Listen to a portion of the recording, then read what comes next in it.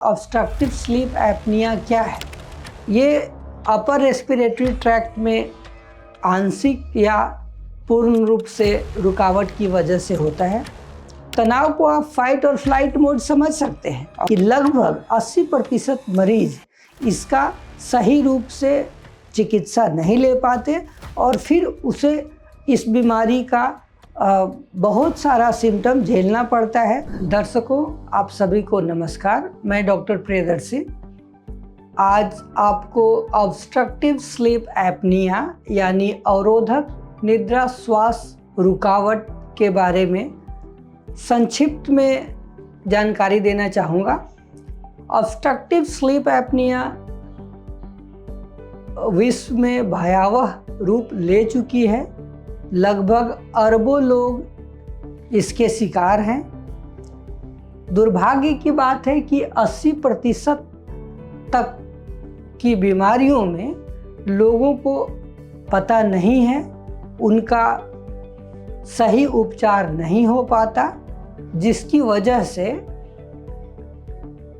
बीमारी की भयावहता बढ़ जाती है। सबसे पहले मैं बताना चाहूँगा कि ऑब्स्ट्रक्टिव स्लीप एपनिया क्या है। जैसा कि ये एक सेल्फ एक्सप्लेनेटरी टर्म है। ऑब्स्ट्रक्टिव मीन्स अवरोधक, स्लीप नींद, एपनिया जो नींद में रुकावट आती है सांस के दौरान, उसी को ऑब्स्ट्रक्टिव स्लीप एपनिया बोलते हैं। ये अपर रेस्पिरेटरी ट्रैक्ट में आंशिक या पूर्ण रूप से रुकावट की वजह से होता है। जो इसका मुख्य रूप से जो उसका लक्षण है, उसमें खर्राटे लेना, रात में बार बार नींद खुलना, रात्रि बहुमूत्र, दिन में थकावट, जगने से पहले सर का भारी होना, जिसे हेडेक समझ सकते हैं, या अत्यधिक मुंह सूखना, कमजोरी लगना। जो नींद जनित बीमारियां हैं उसमें मुख्य रूप से खर्राटा, एपनियाज, जो कि हमने अभी बात करा, जो सांस की रुकावट है, जिसे हम चोकिंग समझ सकते हैं, वो अपने लोगों के द्वारा जब व्यक्ति विशेष सोया हुआ है ऑब्जर्व किया जा सकता है, जिसे विटनेस्ड एपनिया बोलते हैं। यानी जिसको किसी ने देखा कि इसकी सांस में रुकावट है, उसे विटनेस्ड एपनिया बोलते हैं।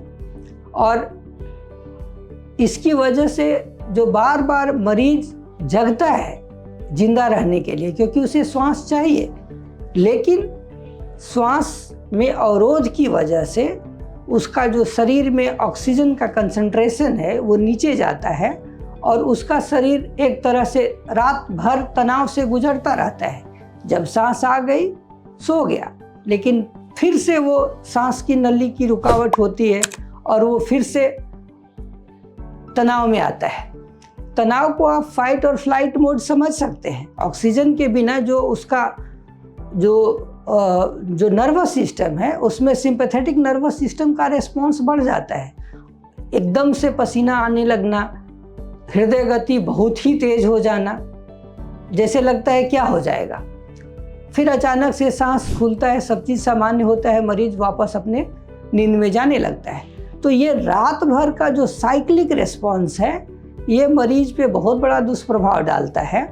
और जो उसका डायग्नोसिस के लिए हम बात करें तो डायग्नोसिस मुख्य रूप से एक तो क्लिनिकल पैरामीटर है, जिसमें हम उसके रिस्क विशेष से समझते हैं कि क्या इसे ऑब्स्ट्रक्टिव स्लीप एपनिया है।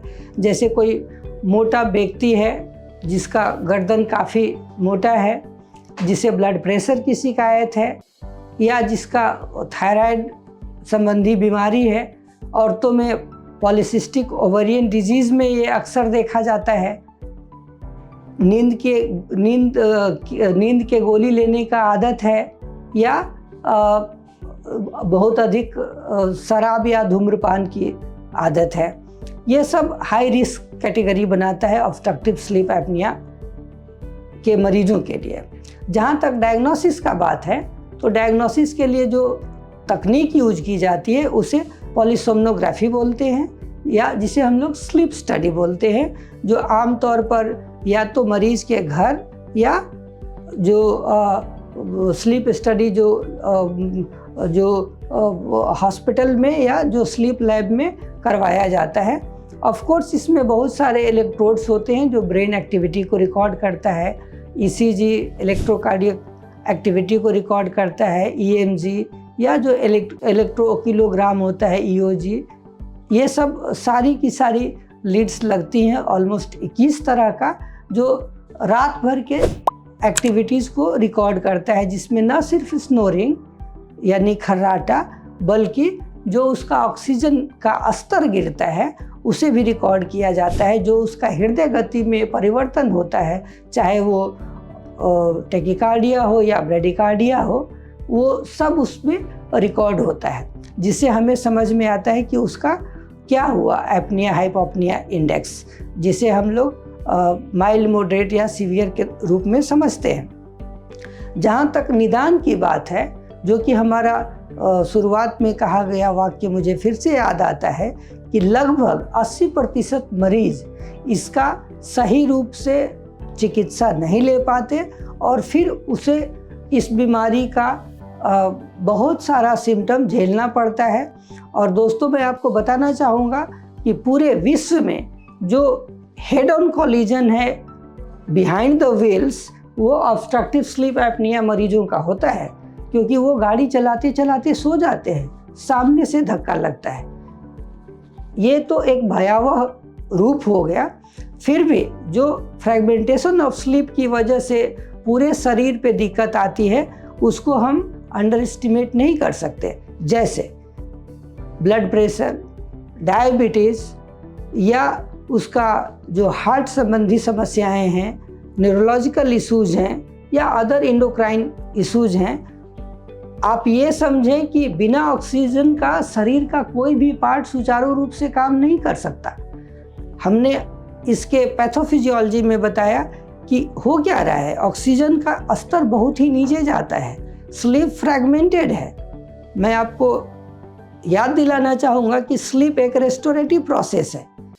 अगर आपका रेस्टोरेशन प्रॉपर नहीं है तो फिर वो एक तरह से सभी ऑर्गन फंक्शंस को अफेक्ट करता है। यही कारण है कि बहुत सारी बीमारियों के जड़ में ऑब्स्ट्रक्टिव स्लीप एपनिया मिलता है, अगर उसका फिजिकल ट्रेट उस रूप में हो, और यदि यह उससे संबंधित है तो इसके उपचार से उस व्यक्ति के अदर कोमॉर्बिडिटीज़ के कंट्रोल में भी काफ़ी सहायता मिलता है।